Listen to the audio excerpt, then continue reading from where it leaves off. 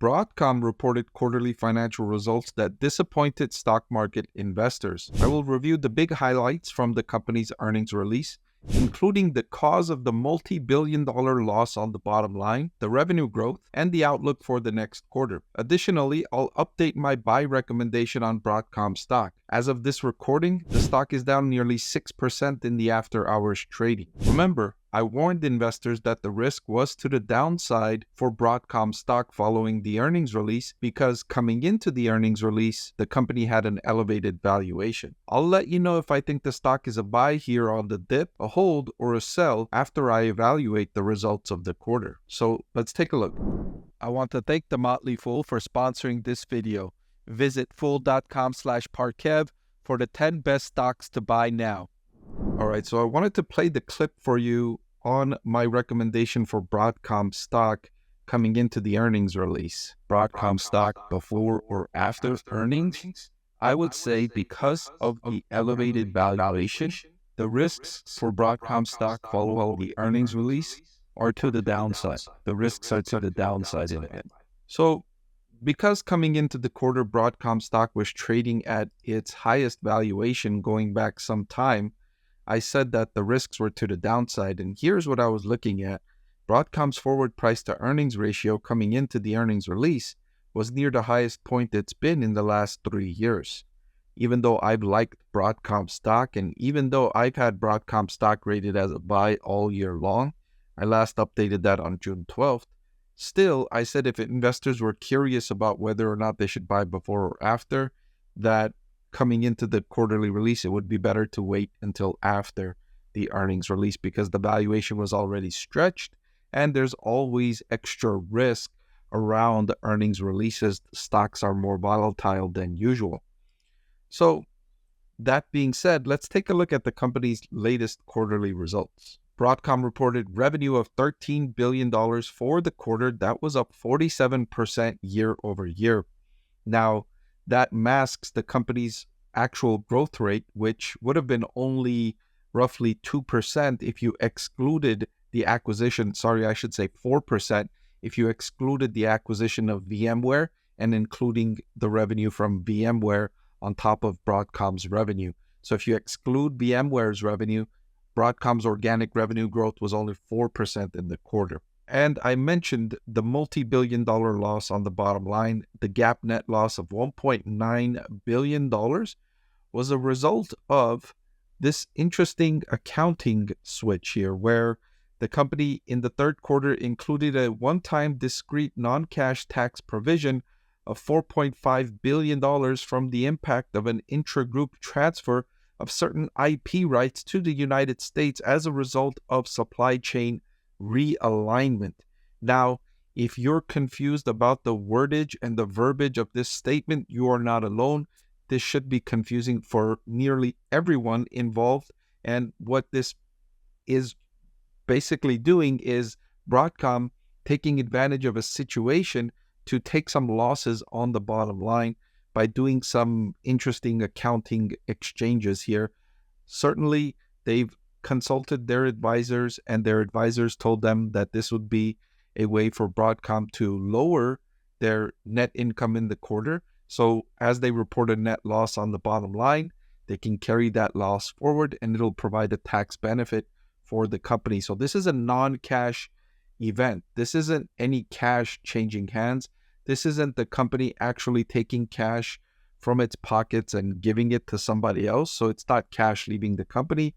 It's a change in the way the company accounted for certain assets or tax assets, and that change presented a accounting loss of $4.5 billion, which will lower the company's tax bill going forward. They go on to say that their cash flow from operations were $4.96 billion in the third quarter, and minus subtracting capital expenditures, it resulted in $4 billion in free cash flow, which was 37% of revenue, which is a very solid number to be sure. Broadcom saying they expect revenue from AI to be $12 billion for fiscal year 2024, driven by Ethernet networking and custom accelerators for AI data centers. Additionally, they say the transformation of VMware continues to progress very well. The integration of VMware is driving adjusted EBITDA margin to 64% of revenue as they exit fiscal year 2024. And management has been truly optimistic about the integration of VMware into the business, suggesting that a combination of synergies and cost-cutting efforts will bring VMware's business up to the profit margins that Broadcom is used to, and Broadcom is one of the most profitable businesses in the world, with operating profit margins up around the 50-60% range. So if the VMware business integrating into the Broadcom business is also going to drive that level of profit margin, that's going to be very positive news for Broadcom, because that just brings in a business with billions in revenue that generate similar operating profitability. Now moving on to the guidance for the fourth fiscal quarter, and revenue of $14 billion is expected from Broadcom. That would be $1 billion more than what they generated in the current quarter, so a solid increase to be sure. And then fourth quarter adjusted EBITDA guidance of 64% is 1% higher than where it was in the previous quarter, and an improvement year over year. So the company expecting conditions to improve, revenue to improve, profitability to improve, everything investors would like to hear from a company they're interested in investing in. Now, as I highlighted, the stock price is down over 5.7% in the after hours market. I have yet to identify what investors were upset about. It could be that tax provision, the change that caused the loss of $1.9 billion on the bottom line. It could be a lower than expected outlook for revenue and profitability in the next quarter. It could be the stock price will recover and bounce higher by the time this video gets published. Sometimes when I see a stock price fall by this magnitude, I can quickly identify the cause of the stock price decline.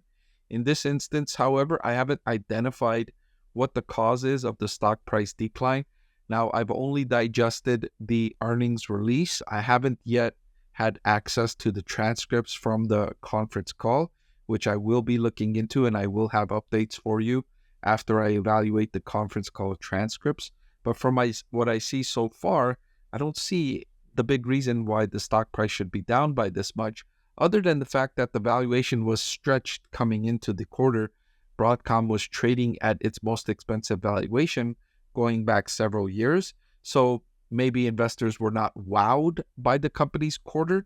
And so they said, well, if they're not going to wow us, then we're going to give the company a more reasonable valuation, not its highest valuation it's earned in the last few years. As far as my recommendation, coming into the quarter, I had the stock rated as a borderline buy, even though with the caveat that I said, if you're on the fence about buying before or after earnings, I suggested to wait after earnings. Now, I'm updating this recommendation on September 5th, reiterating my recommendation where I think Broadcom stock is a borderline buy. The business has excellent prospects. The only reason it's not a full-blown buy is because of that stretched valuation that I showed you. It's trading at near its most expensive valuation in the last 3 years. Other than that, it's an excellent business, great profit margins, in the right business at the right time. It's a borderline buy. Before I let you go, let me tell you about the greatest deal on YouTube. With just a click of a button, you can get free financial analysis from a professor with decades of investing experience. So what are you waiting for? Hit that subscribe button, and I'll see you again soon.